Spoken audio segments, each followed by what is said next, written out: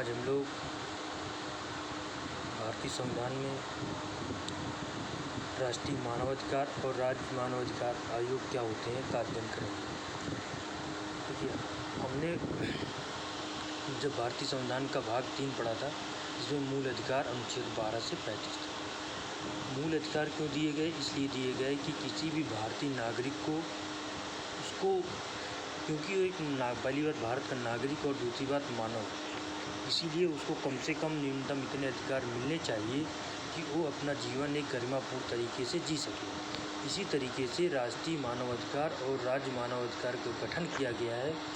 ये दोनों ये सुनिश्चित करें कि जो एक मानव को मानव होने के कारण अधिकार मिले हैं, क्या वो पूरी तरीके से उसका उल्लंघन तो नहीं हो रहा, क्या उसका उपयोग वो कर पा रहा है, क्या उससे, तो इस सब चीज़ों की जांच करने के लिए भाई इतना बड़ा देश है। अब सरकार सबके पास तो जा नहीं सकती कि आपके मानवाधिकार ठीक हैं कि नहीं ठीक है, वो तो बताएगा नहीं। तो हमने एक भारतीय संविधान में खैर राष्ट्रीय मानवाधिकार या राज्य मानवाधिकार का उल्लेख नहीं है, ये संविधान के कानून के संसद के कानून के द्वारा 1993 में स्थापित कर पूरा हम लोग पढ़ेंगे। तो इस आयोग की स्थापना का मूल उद्देश्य यही है कि राष्ट्रीय मानवाधिकार, लोगों के मानवाधिकार जो उनको मानव होने की वजह से मिलने चाहिए, वो जैसे उसके जीवन जीने की गरिमा, उसकी गरिमा को जीवन जीना, उसको सम्मान से जीवन जीना, अपनी बातें रख लेना, कोई उसको उस पर कोई बाह्य दबाव ना हो या गलत तरीके से उस पर कोई नियंत्रण करने की कोशिश ना करे अनुचित। तो इन सबको ध्यान में रखते हुए हमने राष्ट्रीय मानवाधिकार पहले पढ़ेंगे, उसके बाद फिर राज्य मानवाधिकार पढ़ेंगे। दोनों की समझने के बाद हमें समझ में आ जाएगी ये दोनों कितने महत्वपूर्ण हैं। देखिए, राष्ट्रीय मानवाधिकार की पहली बात सामुदायिक निकाय है। सामुदायिक निकाय स्टेचुटरी बॉडी वो होती है जो किसी कानून के द्वारा बनाई जाती है। तो इसकी स्थापना पहली बात 1993 में एक कानून के द्वारा की है, जिसे 2006 में संशोधन किया गया था। इस आयोग का सबसे पहले इसके आयोग की नियुक्ति कौन करता है? इसके आयोग के सदस्य कितने होते हैं? 5 सदस्य होते हैं और एक अध्यक्ष होता है। अध्यक्ष और सदस्यों की नियुक्ति राष्ट्रपति के द्वारा की जाती है और ये दोनों राष्ट्रपति के द्वारा हटाए भी जाते हैं। तो जो अध्यक्ष होता है, ये भारत का पहले इसमें था कि जो सेवानिवृत्त चीफ जस्टिस ऑफ इंडिया होगा वही बन सकता है, लेकिन अब ऐसा नहीं है। भारत का मुख्य न्यायाधीश, सेवानिवृत्त मुख्य न्यायाधीश या कोई अन्य न्यायाधीश भी आयोग का अध्यक्ष बन सकता है। और उसके साथ साथ 4 सदस्य होते हैं। सदस्य में कौन कौन से होते हैं? एक सदस्य होना चाहिए उच्चतम न्यायालय में कार्यरत सेवानिवृत्त, जैसे उच्चतम न्यायालय का कार्यरत सेवानिवृत्त हो गया। एक उच्च न्यायालय का सेवानिवृत्त न्यायाधीश हो गया।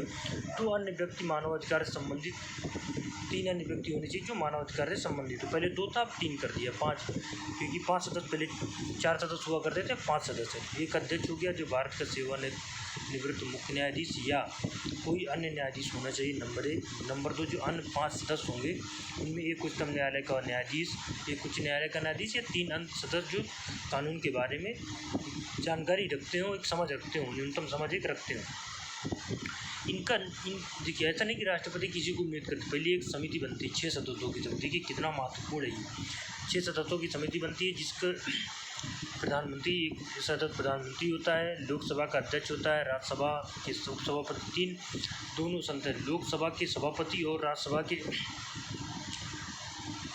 लोकसभा के विपक्ष के नेता और राज्यसभा के विपक्ष के नेता, 3 तो 5। इसके साथ साथ एक केंद्रीय गृह मंत्री, मतलब 6। हम देखिए, एक सबसे पहले अगर मान लीजिए हमें लोग राष्ट्रीय मानवाधिकार के सदस्य या अध्यक्ष किसी को चुनना है, किसी को बनाना है, तो उसके लिए एक कमेटी गठित की जाती है। इस कमेटी को गठित कौन करता है? राष्ट्रपति करता है। जो ये कमेटी जिसके लिए अनुशंसा करती है, फिर बाद में उन्हीं को राष्ट्रपति आयोग का सदस्य या अध्यक्ष बना देता है। कमेटी में पहले एक नंबर पे प्रधानमंत्री होते हैं, फिर गृह मंत्री होते हैं, उसके बाद लोकसभा का अध्यक्ष, राज्यसभा का उपसभापति। ध्यान रखना है, यहाँ प्रश्न में आ सकता है, क्या दे देगा? राज्यसभा का सभापति, लोकसभा राज्यसभा का सभापति नहीं होता। क्यों? क्योंकि वो राज्यसभा का सदस्य ही नहीं होता, देश के उपराष्ट्रपति होते हैं। तो राज्यसभा के उपसभापति, लोकसभा का सभापति, लोकसभा का अध्यक्ष और राज्यसभा के उपसभापति, उसके बाद लोकसभा में नेता विपक्ष और राज्यसभा का नेता विपक्ष। साथ ये 6 लोग मिलकर के एक अनुशंसा करते हैं कि इन व्यक्तियों को आप राष्ट्रीय मानवाधिकार आयोग का सदस्य बनाएं या अध्यक्ष बनाएं। तो उसके बाद राष्ट्रपति उन्हीं की नियुक्ति कर देते हैं। इनका कार्यकाल कितना होता है? इनका कार्यकाल 3 वर्ष या 70 साल की उम्र तक, लगभग बहुत उम्र हो जाती है, 70 साल की उम्र तक ये कार्य कर सकते हैं। एक बार फिर से हम इसको क्लेरिफाई कर लेते हैं। भारतीय संविधान में राष्ट्रीय मानवाधिकार आयोग की चर्चा नहीं की गई है। ये 1993 में संसद द्वारा लाए गए एक कानून के द्वारा बनाया गया, जिसे 2006 में जिसको अमेंड किया गया और उसमें कुछ परिवर्तन किए हैं। आयोग का सदस्य कौन बन सकता है? आयोग का सदस्य, पहली बात आयोग के कितने सदस्य होते हैं? एक अध्यक्ष होता है, 5 सदस्य होते हैं। आयोग के सदस्य बनने के लिए उन्हीं की सबसे पहले कौन बन सकता है? सदस्य अध्यक्ष। अगर अध्यक्ष बनना है तो सेवानिवृत्त मुख्य न्यायाधीश या वर्तमान या कोई अन्य न्यायाधीश बन सकता है। पहले अध्यक्ष, उसके सदस्य 5 सदस्य होते हैं। पहला सदस्य कौन होता है? उच्चतम न्यायालय का सेवानिवृत्त मुख्य न्यायाधीश होना चाहिए, उच्च न्यायालय का सेवानिवृत्त न्यायाधीश होना चाहिए या कार्यकृत या सेवानिवृत्त न्यायाधीश होना चाहिए। सदस्य में उच्चतम न्यायालय का कार्यकृत सेवा न्यायाधीश या कोई अन्य न्यायाधीश जो रिटायर्ड हो चुका, वो भी हो सकता है। उच्च न्यायालय का मुख्य न्यायाधीश या कार्यकृत मुख्य न्यायाधीश। 3 अन्य व्यक्ति होते हैं जो मानवाधिकारों के बारे में एक समझ रख सकें। ऐसे लोगों को राष्ट्रीय मानवाधिकार का सदस्य अध्यक्ष नियुक्त किया जाता है। उसके बाद इनकी नियुक्ति करते हैं। इनकी नियुक्ति 6 सदस्यों के द्वारा एक कमेटी अनुसूची करती है, जिसमें प्रधानमंत्री, गृहमंत्री 2, नंबर 3 पे लोकसभा अध्यक्ष, नंबर 4 पे राज्यसभा का उपपति और साथ में लोकसभा और राज्यसभा के नेता प्रतिपक्ष। तो इन 6 कमेटी की एक सदस्य बनती है। यही सदस्य यही अनुशंसा करते हैं कि हमें किस व्यक्ति को राष्ट्रीय मानवाधिकार का अध्यक्ष या सदस्य चुनना है। इनका कार्यकाल कितना होता है? 3 वर्ष होता है या अधिकतम 70 साल की उम्र तक होता है। आयोग के कार्यों के बारे में हम देखते हैं। आयोग के कार्य क्या होते हैं? आयोग के कार्य होते हैं, सबसे पहले वो पीड़ित व्यक्ति को क्षतिपूर्ति या नुकसान के भुगतान के संबंधित सरकार को, मान लीजिए उसने कहीं जांच की, देखा कि भाई पीड़ित पक्ष के लिए कुछ अनुशंसा कर सकता है, कुछ एक यस ग्रेड किया जिसे सांत्वना कहते हैं, के संबंध में कुछ राशि देने के लिए सरकार से अनुशंसा कर सकता है। दोषी को लोक सेवक के विरुद्ध बंदीकरण, कोई मान लीजिए लोक सेवक अगर दोषी पाया जाता है उनकी जर में, तो उसके खिलाफ वो बंदीकरण जारी करने के लिए भी सरकार से अनुशंसा कर सकते हैं। पीड़ित को अंतरिम सहायता प्रदान करने के लिए सिफारिश करना। आयोग कोई रिट अगर दायर करना चाहता है उस न्यायालय में, तो वो उसके लिए आयोग के संबंध में आवश्यक निर्देश, आदेश अथवा रिट के लिए उच्चतम न्यायालय तो उच्च न्यायालय जा सकता है। पहली बात देखिए, आयोग राष्ट्रीय मानवाधिकार आयोग सदस्य की अनुशंसाएँ सलाहकारी प्रवृत्ति की होती है। ये नहीं कि राज्य सरकार में बात नहीं है कि नहीं, सरकार ने कह दिया इस पीड़ित को इतना पैसा आप दीजिए तो सरकार को देने की कोई बात नहीं।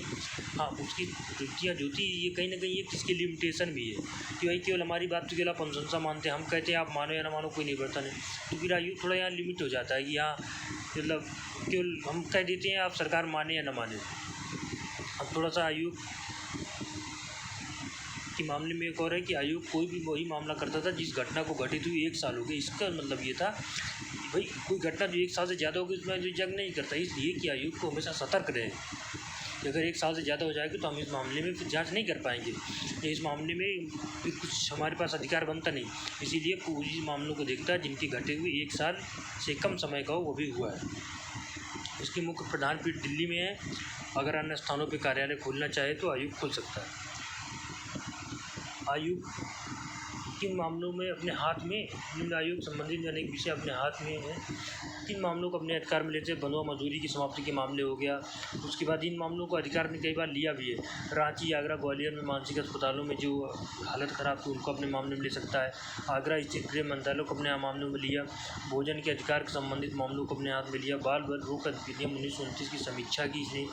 बाल अधिकार कन्वेंशन से संबंधित शिष्टाचार, सरकारी सेवकों द्वारा बच्चों को रोजगार में जाने सेवा रोकना, नियमों में संशोधन, बाल श्रम की समाप्ति, बच्चों के खिलाफ यौन हिंसा के मामले, ये सारे मामले जो आयोग ने देखा है या देख सकते हैं, जितने गंभीर मामले, महिलाओं एवं बच्चों का अवैध व्यापार, जेंडर संवेदीकरण के लिए न्यायालय के लिए नियम प्रस्तुत करना, यौन पर्यटन एवं अवैध कारोबार में रोक के लिए संवेदन करना, मातृत्व रक्त अल्पता के मानवाधिकार, वृंदावन प्रत्येक महिलाओं की पुनर्वास, कार्यकालियों में महिला यौन उत्पीड़नों को रोकना, रेलगाड़ियों से महिला यात्रियों को उत्पीड़न, हाथ से मैला साफ करने की प्रथा का अंत करना, दलितों एवं संबंधित मामलों पर उन पर किए जाने वाले अत्याचार, अनुसूचित एवं घुमंतु जातियों की समस्याएं, विकलांग व्यक्तियों के अधिकार, स्वास्थ्य के अधिकार, HIV एड्स संबंधित व्यक्तियों के अधिकार। 1999 में उड़ीसा में आए चक्रवाती तूफान को प्रभावित राहत कार्य, 2001 में गुजरात भूकंप के बाद राहत उपायों का अनुश्रवण, जनसंख्या नीति, विकास एवं मानवाधिकार कानून की समीक्षा, आतंकवादी एवं विध्वंसकारी गतिविधियों, टाडा जिसे कहते हैं रूप निवारण विधेयक 2000, विद्रोह एवं आतंकवाद प्रभावित क्षेत्रों में मानवाधिकार का संरक्षण, पुलिस द्वारा गिरफ्तारी की शक्ति का दुरुपयोग रोकने के निर्देश में राज्य नगर पुलिस मुख्यालयों में मानवाधिकार शिविरों का गठन, में कहना पुलिस बंदी रक्षा एवं अन्य केंद्रों के संरचनात्मक, मतलब इसका मुझे बताने का पर्पज ये है, इसमें जो लिखा हुआ है कि देखिए वो सारे मामले देखने के लिए आयोग गठित है जो मानव अधिकारों से जुड़े हुए हैं, चाहे तो जेल में मामले क्यों ना हो, चाहे तो आतंक से रिलेटेड मामले, किसी भी तरीके के मामले, तो आयोग को लगता है कि इन मामलों को देखना बहुत जरूरी है। तो दो तरह आयोग स्वयं ऑटो भी ले सकता है, आयोग कुछ संज्ञान में ले सकता है या आयोग को कोई शिकायत करे, दोनों होता है।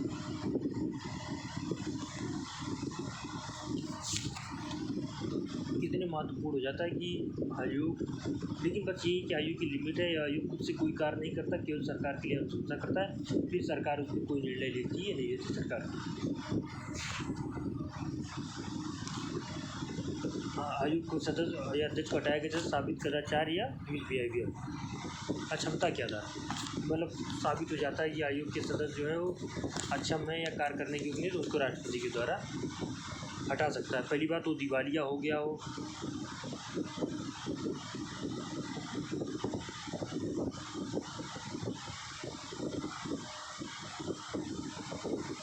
वो दिवालिया हो गया हो, यदि वो अपने कार्यकाल के दौरान अपने कार्यक्षेत्र के बाहर से किसी प्रदत्त रोजगार में संलिप्त हो, मतलब लाभ के पद पे हो, वो मानसिक व शारीरिक कार्यों से असमर्थ हो, वो मानसिक रूप से अस्वस्थ हो तथा न्यायालय ऐसा घोषणा करे, यदि वो न्यायालय द्वारा किसी अपराध का दोषी या सजा याफ्ता होता है। आयोग के अध्यक्ष एवं सदस्यों के वेतन, भत्तों एवं सेवा शर्तों का निर्धारण केंद्रीय सरकार द्वारा किया जाता है, परंतु नियुक्ति के उपरांत उसमें कोई अलाभकारी परिवर्तन नहीं किए जा सकते। मतलब ये है कि आयोग के सदस्य अपना निष्पक्ष एवं तरीके से काम कर सकें, निष्पक्ष तरीके से जाँच कर सकें के लिए उनके वेतन और भत्तों में कोई भी अलाभकारी परिवर्तन नहीं किया जा सकता है।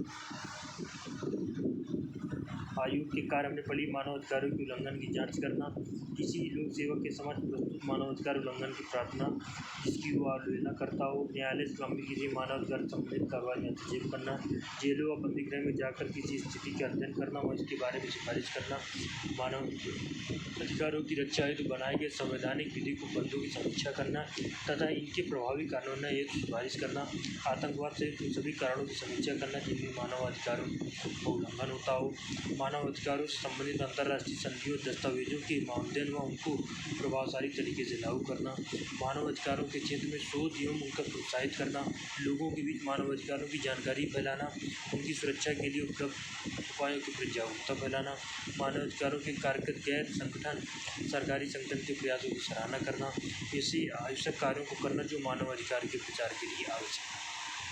ठीक है, सारे वही कार्य हैं जो मैंने पीछे भी आपको बताए थे कि मानवाधिकार से संबंधित उस सारे मामलों का देखना जो कि ज़रूरी है कि एक भारत के नागरिक को वो मानवाधिकार बने रहने की, नहीं कि कोई उसका उत्पीड़न कर रहा है जैसा ब्रिटिश साल में होता है।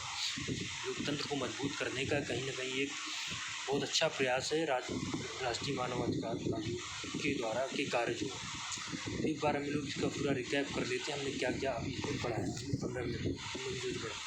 राष्ट्रीय मानवाधिकार आयोग एक सामाजिक निकाय है, ना कि संवैधानिक पहला पेपर में आता है कौन कौन सामाजिक निकाय है। राष्ट्रीय मानवाधिकार सामाजिक निकाय है, संवैधानिक निकाय नहीं है क्योंकि इसमें संविधान में नहीं किया नंबर 1। एक बहुसदस्यीय होता है, इसमें 5 सदस्य, एक अध्यक्ष व 5 सदस्य होते हैं। कितने सदस्य होते हैं? 5 सदस्य होते हैं। अध्यक्ष भारत का उच्चतम न्यायालय का पूर्व मुख्य सेवानिवृत्त न्यायाधीश या कोई अन्य न्यायाधीश। अध्यक्ष कौन बन सकता है? आयोग कोई पूर्व सेवानिवृत्त मुख्य न्यायाधीश या अन्य सेवानिवृत्त न्यायाधीश। ठीक है, अध्यक्ष बनना है तो कोई सेवानिवृत्त मुख्य न्यायाधीश हो या कोई भी अन्य न्यायाधीश बन सकता है। अन्य 5 सदस्य में एक सदस्य सेवानिवृत्त या कार्य करने वाला मुख्य न्यायाधीश कोई न्यायाधीश हो, उच्चतम न्यायालय का मुख्य उच्च न्यायालय किसी उच्च न्यायालय का मुख्य न्यायाधीश हो या सेवानिवृत्त हो चुका हो या वर्तमान में वो पद पे हो। 3 अन्य सदस्य होने चाहिए जो मानवाधिकारों के बारे में जानकारी रखते हो। ये मानवाधिकार के सदस्य हो गए। उसके बाद इन सदस्यों की नियुक्ति कौन करता है? इसकी नियुक्ति राष्ट्रपति करता है, लेकिन एक राष्ट्रपति पहले एक कमेटी बनाता है। वो कमेटी में जिसमें प्रधानमंत्री होते हैं, गृह मंत्री होते हैं, लोकसभा के अध्यक्ष होते हैं, राज्यसभा के उपसभापति होते हैं, सदा लोकसभा व राज्यसभा दोनों के नेता प्रतिपक्ष मतलब 6 सदस्यों की मिलकर एक सब कमेटी बनती है जिसकी नियुक्ति भी राष्ट्रपति करते हैं। फिर इस कमेटी की अनुशंसा पे हमें किन व्यक्तियों को राष्ट्रीय मानवाधिकार आयोग का अध्यक्ष या सदस्य नियुक्त करना है की अनुशंसा के आधार पर राष्ट्रपति नियुक्त करते हैं। फिर हमने उसके कार्यकाल देखा, कार्यकाल 3 वर्ष या 70 वर्ष जो भी उम्र हो जाती है। उसके बाद हमने देखा कि इनके कार्य क्या होते हैं। मानवाधिकारों के उल्लंघन से संबंधित मामलों की जांच करना, न्यायालय में लंबित मानवाधिकारों से संबंधित कार्रवाई चेक करना, जेलों व बंदी गृह में जाकर वहाँ की स्थिति का अध्ययन करना और इसके बारे में सिफारिश करना, मानवाधिकार की रक्षा हेतु बनाए गए संवैधानिक और विधिक उपबंधों का समीक्षा करना तथा इसके प्रयोग कानूनों के लिए उपयोग की सिफारिश करना, आतंकवाद सहित अन्य सभी मामलों की जाँच करना, मानवाधिकार से संबंधित अंतर्राष्ट्रीय संधियों के अध्ययन व उनको प्रभावशाली तरीके से लागू करना, मानवाधिकार के क्षेत्र में शोध करना तथा इसे प्रोत्साहित करना, गैर सरकारी संगठनों के प्रयासों की सराहना, मानवाधिकारों के क्षेत्र में कार्यरत गैर सरकारी संगठनों के प्रयासों की सराहना करना। फिर आयोग की कार्यप्रणाली के मामले में देखें तो यह दिल्ली में इसका मुख्यालय होता है या न चाहे तो कहीं और भी आयोग अपना कार्यालय स्थापित कर सकता है। आयोग कोई उन्हीं मामलों को लेता है जो 1 साल से कम समय के हुए हैं, उसके बाद 1 साल के बाद ये मामले नहीं लेता है। पीड़ित व्यक्ति के वक्त में क्या यह क्षतिपूर्ति की अनुशंसा कर सकता है पीड़ित के संबंध में? ये कोई लोक सेवक है जिसने किसी को पीड़ित किया तो उस लोक सेवक के विरुद्ध बंदी प्रत्यक्ष जारी करने के संबंध में ये सरकार से अनुशंसा करा सकता है। ये केवल सिफारिश कर सकता है, साथ में कोई अपने से मदद नहीं कर सकता। ये कहीं ना कहीं इसकी लिमिटेशन शो करते हैं। उसके बाद आयोग मानवाधिकार दोषी को दंड देने का अधिकार नहीं रखता है, ना ही आयोग पीड़ित किसी इस प्रकार की सहायता अथवा आर्थिक सहायता दे सकता है। तो लगभग इतना ही है राष्ट्रीय मानवाधिकार आयोग में। अब हम लोग चलते हैं राज्य मानवाधिकार में। लगभग जस्ट ऐसा ही है, उसको भी हम लोग अच्छे से पढ़ लेते हैं। जस्ट बिल्कुल एकदम मिरर इमेज। राज्य मानवाधिकार जिस तरीके से मानव संरक्षण अधिनियम 1993 के द्वारा केंद्र में राष्ट्रीय मानवाधिकार आयोग की स्थापना की गई, इसी तरीके से राज्य में भी राज्य मानवाधिकार आयोग की स्थापना 1993 मानव संरक्षण अधिनियम 1993 के द्वारा की गई। राज्य मानवाधिकार देखिए, राष्ट्रीय मानवाधिकार जो था वो केंद्रीय सूची और साथ में समवर्ती सूची में मूल जो मामले होते थे उनका अध्ययन करता था, उनके बारे में जांच कर सकता था। लेकिन राज्य मानवाधिकार समवर्ती सूची और साथ में राज्य सूची के मामलों की जांच करता है। आयोग की संरचना में देखें, एक अध्यक्ष व 2 अन्य सदस्य होते हैं। वहाँ कितने सदस्य थे? 1 अध्यक्ष व 5 सदस्य होते थे। यहाँ पर 1 अध्यक्ष व 2 अन्य सदस्य होते हैं। इस आयोग को उच्च न्यायालय के सेवानिवृत्त मुख्य न्यायाधीश तथा उच्च न्यायालय के सेवानिवृत्त कार्यरत न्यायाधीश, देखिए अध्यक्ष जो बन सकता है ये उच्च न्यायालय का मुख्य न्यायाधीश या कार्य कर रहा हो या सेवानिवृत्त हो चुका हो। अगर हम अध्यक्ष बनाना चाहते हैं राज्य मानवाधिकार आयोग को, तो उच्च न्यायालय का मुख्य न्यायाधीश या वर्तमान में या सेवानिवृत्त हो चुका हो। इसी तरीके से सदस्य होते हैं 2, एक राज्य उच्च न्यायालय का मुख्य न्यायाधीश रह चुका हो या साथ में कार्यरत हो, या राज्य के जिला न्यायालय में कोई न्यायाधीश जो 7 वर्ष से अनुभव रखता हो, 7 वर्ष से वो लगातार जिला न्यायालय में न्यायाधीश के पद पर रहा हो, तो जो उच्च न्यायालय का मुख्य न्यायाधीश हो जाए या उच्च न्यायालय का सेवानिवृत्त कोई न्यायाधीश का सदस्य के रूप में, अध्यक्ष के रूप में मुख्य न्यायाधीश, सेवानिवृत्त न्यायाधीश हो जाए या मुख्य न्यायाधीश या सेवानिवृत्त या न्यायाधीश के पद पर रहा हो, तो 7 वर्ष के अनुभव के लिए ऐसा व्यक्ति जिसने जिला न्यायालय में भी कार्य किया। इसके लिए भी एक समिति का गठन होता है जो इसकी नियुक्ति राज्यपाल के द्वारा की जाती है। प्रमुख राज्य मुख्यमंत्री जैसा वहाँ पे क्या देखा था कि प्रधानमंत्री, गृह मंत्री, लोकसभा अध्यक्ष की समिति से सब मिलकर के 6 सदस्यों की एक समिति बनी थी जो राष्ट्रपति की अनुशंसा करती।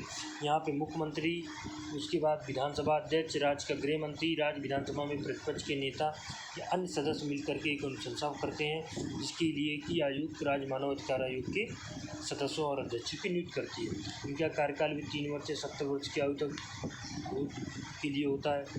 राज्य मानव अधिकार आयोग के अन्य सदस्य की नियुक्ति राज्यपाल करते हैं, लेकिन हाँ ये ध्यान रखना है कि राज्यपाल के अध्यक्ष व अन्य सदस्यों की नियुक्ति जरूर राज्यपाल करते हैं, लेकिन इनको हटाया जाता है राष्ट्रपति के द्वारा। ये बात ध्यान रखना। जैसे हमने ये बात और कहाँ पढ़ी थी, ये बात हमने पढ़ी थी राज्य लोक सेवा आयोग के अध्यक्ष और सदस्यों के संबंध में। राज्य लोक सेवा आयोग के सदस्यों की नियुक्ति राज्यपाल करते हैं, अध्यक्ष की नियुक्ति राज्यपाल करते हैं, लेकिन उनको हटाया जाता है राष्ट्रपति के द्वारा। जस्ट तो ऐसे ही मैच करके पेपर में दे देता है, कहेगा कि इनकी नियुक्ति राज्यपाल, तो आपको लगे कि नहीं राज्यपाल हैं, नियुक्त राज्यपाल करते हैं, ये राज्य के भी हैं, इनकी हटाते भी राष्ट्रपति होंगे। नहीं, यहीं पे वो उंगली फेंकता है UPSC या राज्य लोक सेवा आयोग को, पता है यहाँ पे आउट हो सकते हैं आप। तो ध्यान रखना है कि इनकी हटा जरूर राज्य मानव अधिकार आयोग के सदस्यों के लिए राज्यपाल करते हैं, लेकिन हटाता इनको राष्ट्रपति ही है। अदर क्या है कारण है कथित कदाचार या अक्षमता। फिर आयोग के कार्य जो हमने राज्य राष्ट्रीय मानव अधिकार आयोग में देखे थे कि मानव अधिकार के उल्लंघन की जांच करना अथवा किसी लोक सेवक के समक्ष संप्रस्तुत मानव अधिकार उल्लंघन की प्रार्थना इसका उल्लंघन करता हो कि जांच सुप्रीम न्यायालय द्वारा की जाती है। न्यायालय के लंबित किसी मानव अधिकार से संबंधित कार्यवाही में हस्तक्षेप, जेलों व बंदी गृह फिर जाकर वहाँ की स्थिति का अध्ययन करना, इस बारे में सिफारिश करना, मानव अधिकारों की रक्षा हेतु बनाए गए संवैधानिक व विधिक उपबंधों की समीक्षा, आतंकवाद सहित उन सभी कारणों की समीक्षा करना जिससे मानव अधिकार का उल्लंघन होता तथा इससे बचाव और सिफारिश करना, मानव अधिकारों के क्षेत्र में शोध करना एवं इसे प्रोत्साहित करना, मानव अधिकारों के प्रति लोगों की चेतना जागृत करना, लोगों में इन अधिकारों के संरक्षण को प्रोत्साहित करना, मानव अधिकारों के क्षेत्र में कार्य करने वाले गैर सरकारी संगठन के सहयोग एवं प्रोत्साहन देना, मानव अधिकारों को प्रोत्साहित करने के लिए यदि कोई अन्य आवश्यक रूप से संपन्न करना।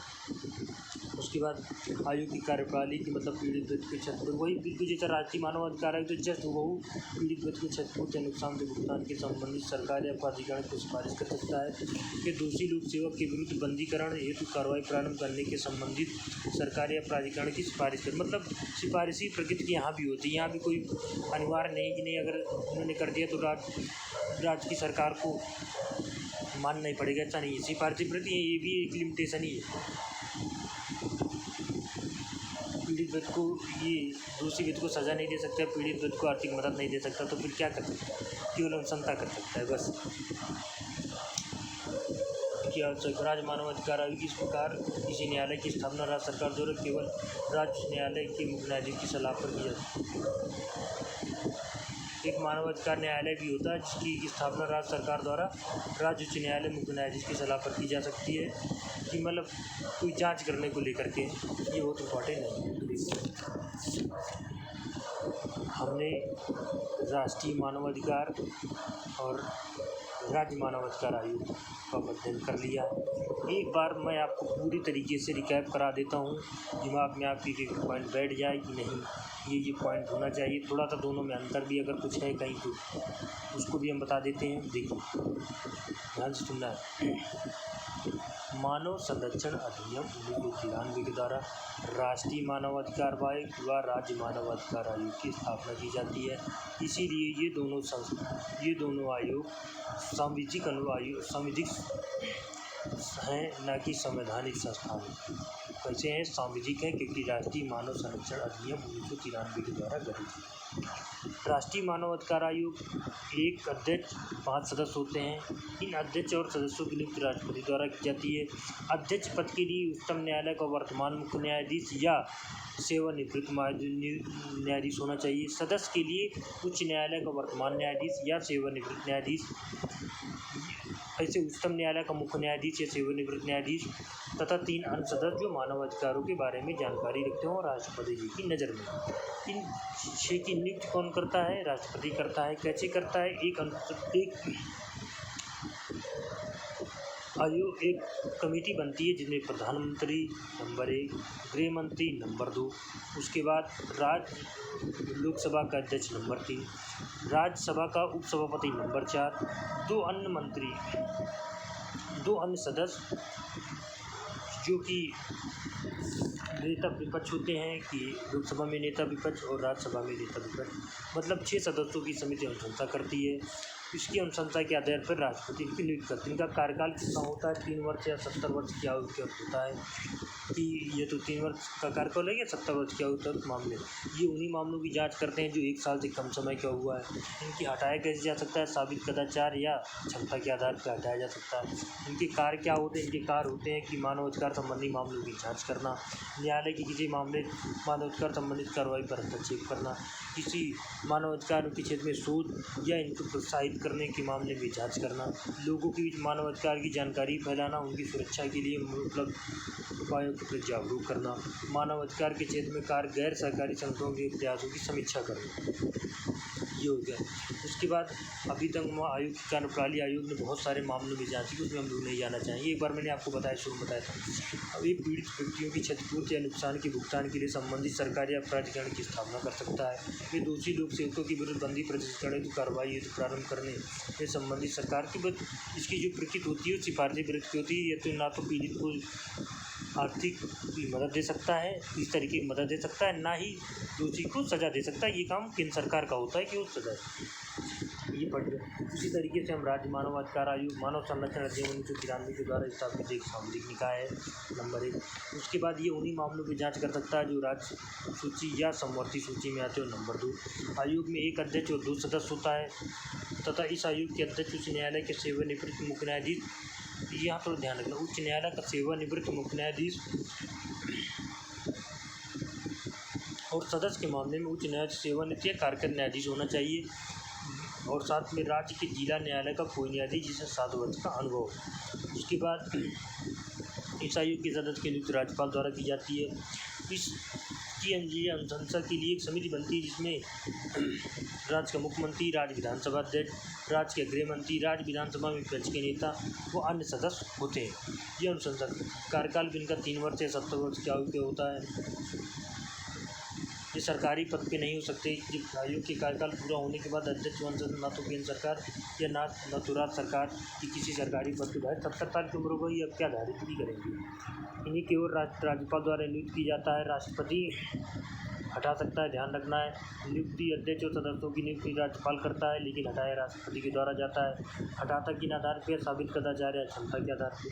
हमने इसके कार्य देखे थे कि न्यायालय के लंबित किसी मानव अधिकार संबंधित कार्य में हस्तक्षेप करना, जेलों व बंदीगृहों में जाकर वहाँ की स्थिति का अध्ययन करना, मानव अधिकार की रक्षा हेतु बनाए गए संवैधानिक व विधिक उपबंधों की समीक्षा करना तथा इनके प्रभावी कार्यान्वयन हेतु उपायों की सिफारिश करना, मानव अधिकारों के क्षेत्र में शोध कार्य करना एवं इसे प्रोत्साहित करना, मानव अधिकार के प्रति लोगों की चेतना जागृत करना तथा लोगों के अधिकारों के संरक्षण को प्रोत्साहित करना।